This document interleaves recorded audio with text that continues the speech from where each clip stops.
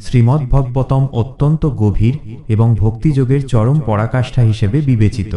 প্রথম স্কন্ধের প্রথম অধ্যায়ের ষষ্ঠ শ্লোকে নৈমিষারণ্যে সমবেত ঋষিবৃন্দ মহাত্মা সুত গোস্বামীকে সম্বোধন করে কিছু গুরুত্বপূর্ণ জিজ্ঞাসা উপস্থাপন করছেন। এই শ্লোকটি আধ্যাত্মিক জিজ্ঞাসার একটি সুন্দর প্রেক্ষাপট তৈরি করে।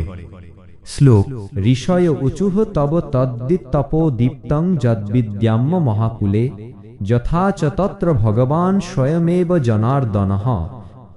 এই শ্লোকে নৈমিষারণ্যের ঋষিগণ সুত গোস্বামীর মহিমা কীর্তন করছেন।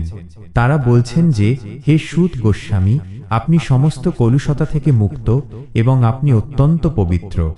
আপনি সমস্ত শাস্ত্রের সিদ্ধান্ত অবগত আছেন। বিশেষ করে আপনি ভগবান শ্রীকৃষ্ণের অবতার ও তাঁর লীলা বিলাস সম্পর্কে সবিস্তারে জানেন। ঋষিরা সুত গোস্বামীকে অনুরোধ করছেন যেন তিনি তাঁদের সেই পরম সত্যের কথা বলেন যা মানবজাতির পরম কল্যাণ সাধন করবে। এখানে ঋষিদের বিনীত ভাব এবং জানার ব্যাকুলতা প্রকাশ পেয়েছে, যা একজন প্রকৃত শিষ্যের গুণাবলী। তাৎপর্য: শ্রীমদ্ ভাগবতের এই শ্লোকটির তাৎপর্য অত্যন্ত গভীর। বৈদিক সংস্কৃতিতে জ্ঞান আহরণের জন্য নির্দিষ্ট প্রণালী রয়েছে। ঋষিরা এখানে সুত গোস্বামীকে যে সম্মান দিচ্ছেন তার কারণ তিনি কেবল শাস্ত্র পাঠ করেননি, বরং শাস্ত্রের মূল নির্যাস নিজের জীবনে উপলব্ধি করেছেন। ভাগবতের আলোচনার শুরুতেই দেখা যায় যে শৌনকাদি ঋষিরা দীর্ঘ সহস্র বর্ষব্যাপী এক যজ্ঞের আয়োজন করেছিলেন, কিন্তু তারা বুঝতে পেরেছিলেন যে কেবল বাহ্যিক যজ্ঞ বা আচার অনুষ্ঠানের মাধ্যমে কলিযুগের মানুষের উদ্ধার সম্ভব নয়। কলিযুগের মানুষের আয়ু কম, বুদ্ধি অল্প এবং তারা সর্বদা নানা মানসিক ও শারীরিক ব্যাধিতে আক্রান্ত। তাই এমন এক পরম সত্যের প্রয়োজন যা অতি সহজেই মানুষের হৃদয়কে পবিত্র করতে পারে। সুত গোস্বামীকে তারা সম্বোধন করছেন কারণ তিনি ছিলেন অত্যন্ত বিনয়ী এবং গুরুভক্তি পরায়ণ। তিনি সুখদেব গোস্বামীর শ্রীমুখ থেকে ভাগবত কথা শ্রবণ করেছিলেন। আধ্যাত্মিক জীবনে শ্রবণের গুরুত্ব অপরিসীম। ঋষিরা জানতেন যে সুত গোস্বামী যে জ্ঞান অর্জন করেছেন তা কোনো সাধারণ পাণ্ডিত্য নয়, বরং তা হল পরম্পরাগত জ্ঞান। গুরু শিষ্য পরম্পরার মাধ্যমে যে জ্ঞান প্রবাহিত হয় তা অমোঘ এবং অভ্রান্ত।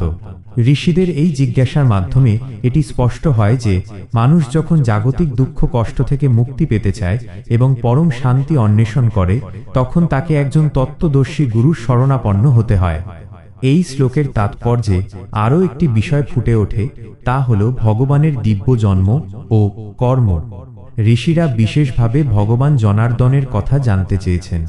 ভগবান কেন এই ধরাধামে অবতীর্ণ হন এবং তার লীলার উদ্দেশ্য কি, তা জানাই পরম জ্ঞানের লক্ষ্য। ভগবান জনার্দন হলেন তিনিই যিনি ভক্তদের দুঃখ হরণ করেন এবং আধ্যাত্মিক প্রগতিতে সহায়তা করেন। ঋষিরা চাইছেন সুত গোস্বামী যেন এমনভাবে সেই লীলা বর্ণনা করেন যাতে সাধারণ মানুষও তা শ্রবণ করে ভগবত ভক্তি লাভ করতে পারে। শ্রীমদ্ ভাগবতম কেবল একটি ধর্মগ্রন্থ নয়, এটি হল স্বয়ং ভগবানের শব্দময় বিগ্রহ। এই ষষ্ঠ শ্লোকে ঋষিদের ব্যাকুলতা আসলে আমাদের প্রত্যেকের হৃদয়ের সুপ্ত আকুতি হওয়া উচিত। জাগতিক বিদ্যার মাধ্যমে আমরা কেবল দেহ ও মনের আরাম দিতে পারি, কিন্তু আত্মার তৃপ্তির জন্য পরমেশ্বর ভগবানের কথা শ্রবণ করা একান্ত আবশ্যক। সুত গোস্বামীর মতো একজন শুদ্ধ ভক্ত যখন কথা বলেন, তখন তা শ্রোতার হৃদয়ে ভগবানের প্রতি প্রেম জাগ্রত করে। ঋষিরা জানতেন যে কলিযুগের অন্ধকার নাশ করার জন্য ভাগবতের জ্ঞানই হল একমাত্র প্রদীপ। পরিশেষে বলা যায়, এই শ্লোকটি আমাদের শেখায় যে আধ্যাত্মিক তত্ত্ব বুঝতে হলে বিনয় এবং জিজ্ঞাসার প্রয়োজন। আমরা যখন কোনো প্রকৃত সাধুর কাছে বিনীতভাবে প্রশ্ন করি, তখন পরম সত্য আমাদের হৃদয়ে প্রকাশিত হয়। ঋষিদের এই উদ্যোগের ফলেই আমরা আজ শ্রীমদ্ ভাগবতের মতো এক অমূল্য রত্ন লাভ করেছি, যা জন্ম মৃত্যুর চক্র থেকে মুক্তির পথ প্রদর্শন করে এবং পরম আনন্দময় ভক্তি রাজ্যে প্রবেশাধিকার প্রদান করে। শ্রীমদ্ ভাগবতের প্রথম স্কন্ধের প্রথম অধ্যায়ের সপ্তম শ্লোকটি অত্যন্ত তাৎপর্যপূর্ণ, কারণ এখানে শৌনকাদি ঋষিবৃন্দ সুত গোস্বামীর আধ্যাত্মিক যোগ্যতার বিশেষ দিকগুলো তুলে ধরেছেন। এই শ্লোকটি একজন আদর্শ আধ্যাত্মিক শিক্ষকের গুণাবলী এবং শাস্ত্রীয় জ্ঞানের গভীরতা সম্পর্কে আমাদের অবগত করে। শ্লোক: জানি জানি চ কর্মাণি বাসুদেবস্য বিশ্বশ্রী। করতি তত্ত্বদিজ্ঞানং ব্রহ্মংস্তস্যৈ প্রচক্ষণঃ। এই শ্লোকে ঋষিরা সুত গোস্বামীকে সম্বোধন করে বলছেন যে, হে বিদ্বান ব্রাহ্মণ, ব্রহ্মাণ্ডের পরম স্রষ্টা ও পালক ভগবান শ্রীকৃষ্ণ বা বাসুদেব যে সমস্ত অলৌকিক কর্ম ও লীলা সম্পাদন করেন, আপনি সেই সমস্ত বিষয়ে পূর্ণ বিজ্ঞানসম্মত জ্ঞান রাখেন। দয়া করে সেই অপ্রাকৃত লীলাসমূহ আমাদের কাছে বিস্তারিতভাবে বর্ণনা করুন। ঋষিরা এখানে ভগবানের কর্মকে বিজ্ঞান হিসেবে অভিহিত করেছেন, যা নির্দেশ করে যে ভগবানের লীলা কেবল সাধারণ গল্প নয়, বরং এর পেছনে গভীর পারমার্থিক সত্য নিহিত রয়েছে। তাৎপর্য: শ্রীমদ্ ভাগবতের এই শ্লোকের গভীরতা অনুধাবন করলে দেখা যায় যে আধ্যাত্মিক জ্ঞান লাভের জন্য উপযুক্ত পাত্রের কাছে প্রশ্ন করা কতটা জরুরি। নৈমিষারণ্যের ঋষিরা জানতেন যে সুত গোস্বামী কেবল একজন পাঠক নন, তিনি একজন তত্ত্বদর্শী মহাপুরুষ। তিনি ব্যাসদেব ও শুকদেব গোস্বামীর মতো মহান আচার্যদের আনুগত্যে শাস্ত্র অধ্যয়ন করেছেন। এই শ্লোকে বাসুদেব শব্দের ব্যবহার অত্যন্ত অর্থবহ। বাসুদেব মানে যিনি সর্বত্র বাস করেন এবং যিনি সমস্ত সৃষ্টির আধার। ভগবান যখন এই পৃথিবীতে অবতীর্ণ হন, তার প্রতিটি কাজই সাধারণ মানুষের কর্মের থেকে ভিন্ন হয়। তার কর্মকে বলা হয় দিব্য। ঋষিরা এখানে ভগবানের কর্মকাণ্ডকে বিজ্ঞান বলে সম্বোধন করেছেন। জাগতিক বিজ্ঞান যেমন প্রকৃতির নিয়ম নিয়ে আলোচনা করে, আধ্যাত্মিক বিজ্ঞান বা তত্ত্বে বিজ্ঞান আলোচনা করে ভগবানের স্বরূপ, তার শক্তি এবং তার সঙ্গে জীবের সম্পর্ক নিয়ে। ভগবানের সৃষ্টি, স্থিতি এবং লয় করার ক্ষমতা যে কোনো সাধারণ মানুষের কল্পনার অতীত। ঋষিরা চাইছিলেন সুত গোস্বামী যেন সেই গূঢ় রহস্য উন্মোচন করেন।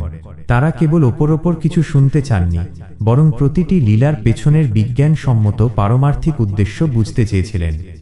শ্লোকটির তাৎপর্যে আরও একটি বিষয় গুরুত্বপূর্ণ, তা হল গুরুর প্রতি শিষ্যের ভক্তি ও শ্রদ্ধা।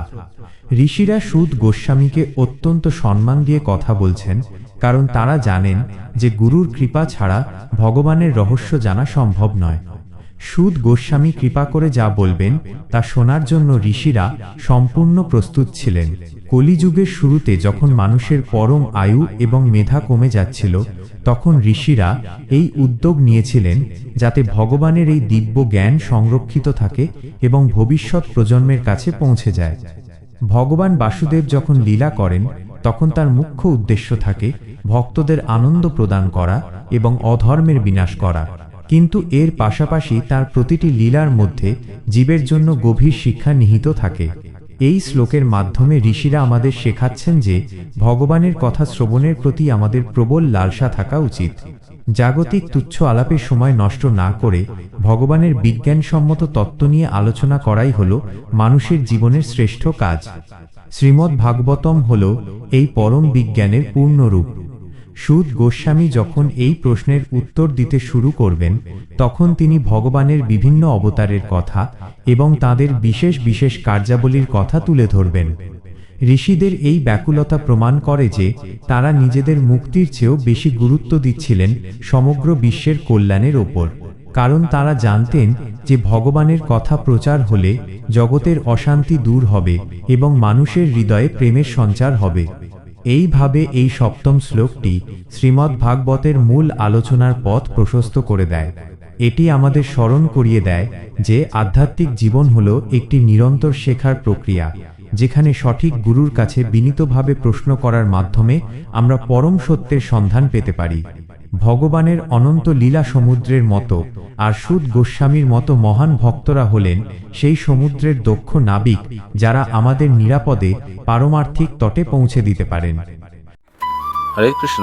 প্রিয় ভক্তবৃন্দ, আপনারা দেখছেন ভক্তিলিঙ্ক চ্যানেল।